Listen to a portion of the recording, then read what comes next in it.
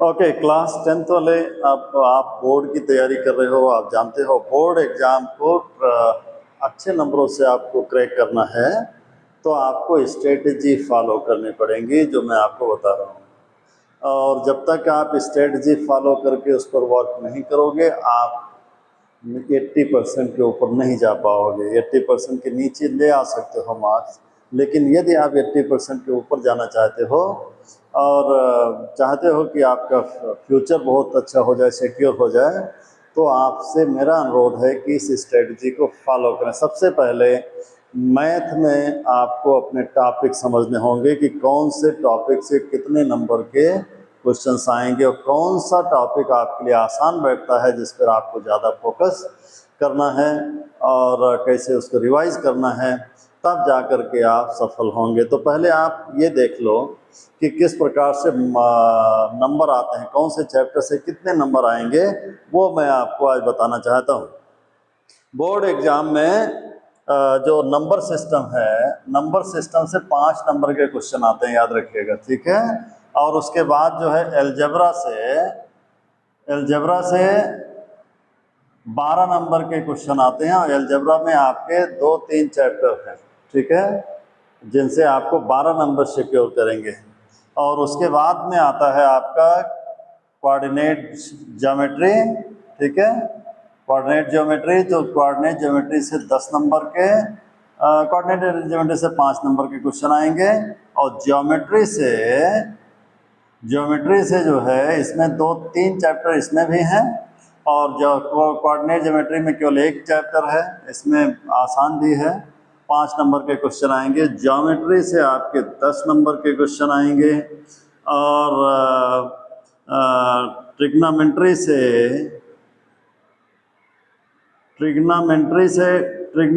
आपके 10 नंबर के क्वेश्चन आएंगे। मेंसुरेशन से आपके, जिसमें एरिया और सब सरफेस एरिया सब निकालते हो, मेंसुरेशन से आपके 10 नंबर के क्वेश्चन आएंगे। और स्टैटिक्स से भी 10 नंबर के क्वेश्चन, स्टैटिक्स और प्रोबेबिलिटी से 10 नंबर के क्वेश्चन आएंगे, ठीक है। और इतने टोटल चैप्टर हैं। टोटल मिला के 10, 10, 20, 10, 30, 10, 40, 10, 50, 10, 60, तो 62। और एक और चैप्टर कोई छूट रहा है, उस चैप्टर से भी आपके यहाँ पे मेंसुरेशन हो गया, स्टैटिक्स हो गया, ठीक है। तो इतने, मानिए एक और चैप्टर होगा जिसमें से करीब करीब आपको मान लीजिए या 8 कुछ नंबर के क्वेश्चन आपके आएंगे। टोटल 70 मार्क्स के आपके ये मार्क्स आएंगे, ठीक है। तो इस तरह से आपको मान लिया जाए, आपको कोई चैप्टर इनमें से कठिन लगता है तो ये समझ लीजिए वो कठिन नहीं लग रहा, बल्कि आप 10 नंबर से खोएंगे, ठीक है।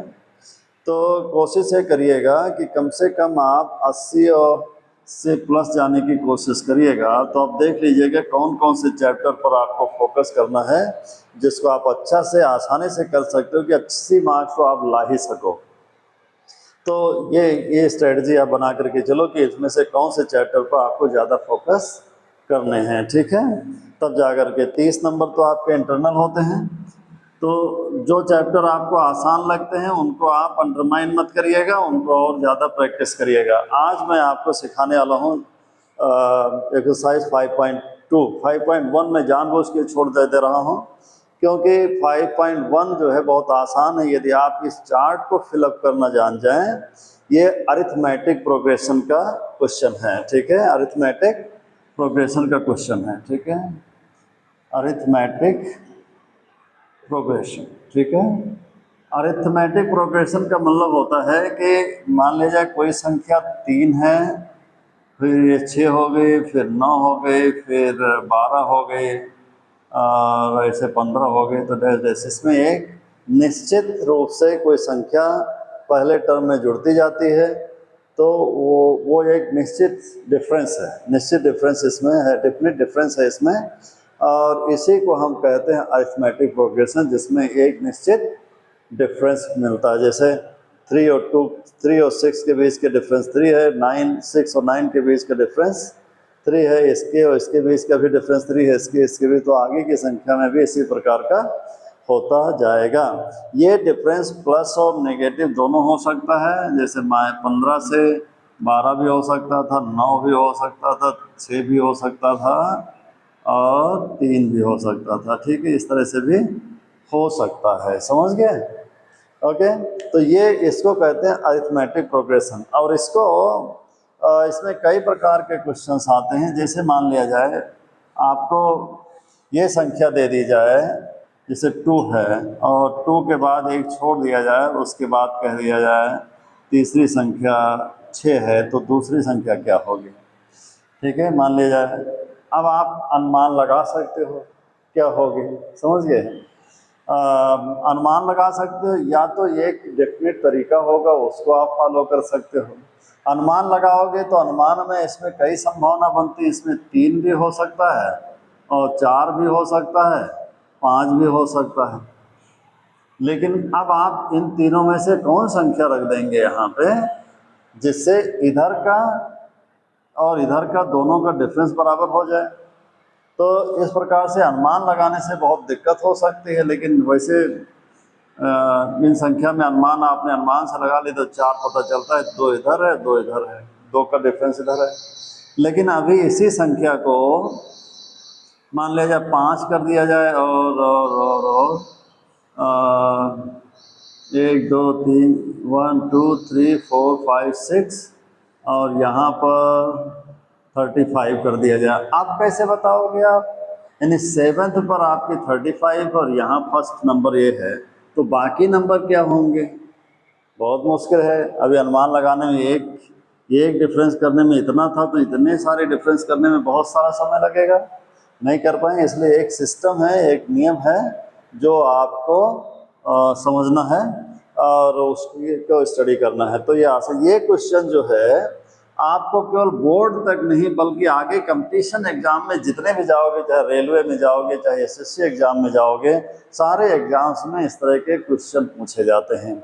और ये अक्सर करके देखा गया है कि इस तरह के क्वेश्चन हमेशा हर एग्जाम में 5 से 7 नंबर के क्वेश्चन आपको मिल जाते हैं और थोड़ा सा कठिन होते हैं। अभी हम सरल से चल रहे हैं, इजी से हार्ड की ओर जाएंगे। अभी ये चार्ट समझ लीजिए, ये चार्ट में कहते हैं ADN और AN भरना है, ठीक है? तो यहाँ पर ये आपको फार्मूला दिमाग में रखना है, AN equal A plus n-1 into D. अब आप सोचोगे ये है क्या? तो वही जो अभी अब हम आपको बता रहे थे, वही उसी को सॉल्व करने के लिए ये तरीका दिया है।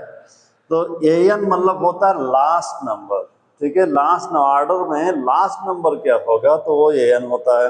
A का मतलब होता है जो पहला नंबर जहाँ से शुरुआत होता है उसको A कहते हैं। D का मतलब होता है डिफरेंस।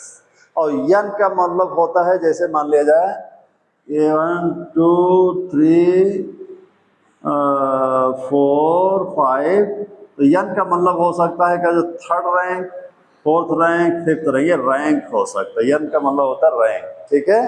तो AN का मतलब होता है लास्ट ऑर्डर नंबर और A का मतलब होता है first order number, first order number, पहला नंबर जो होगा वो होगा, ठीक है?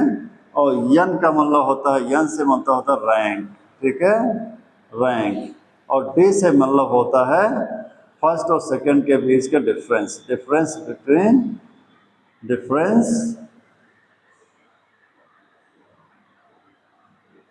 Constant difference. ये मतलब वो केवल फर्स्ट और सेकंड के बीच में नहीं बल्कि वो लगातार डिफरेंस आपको मिलेगा।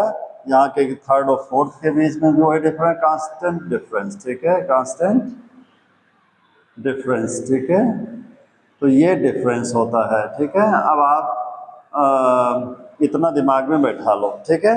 अब आपको ये दिया हो गया है इसमें और D दिया हो गया, n दिया हो, AN पूछ रहा था, ये वाला फार्मूला में लगा दो। तो फर्स्ट वाला जो क्वेश्चन होगा AN equal A plus n-1 D, ठीक है?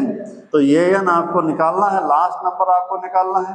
पहला नंबर आपका 7 दिया हुआ है, नहीं इस तरह से नंबर दिया है, क्वेश्चन कुछ इस तरह से दिया है 7 और 3 और 8 डैश डैश डैश, ठीक है।